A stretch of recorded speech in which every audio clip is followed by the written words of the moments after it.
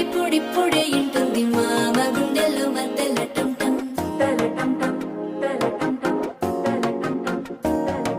సిరిపోరికి మెల్లగా తెలిసింది ఆశ పెంచిన అక్షతటం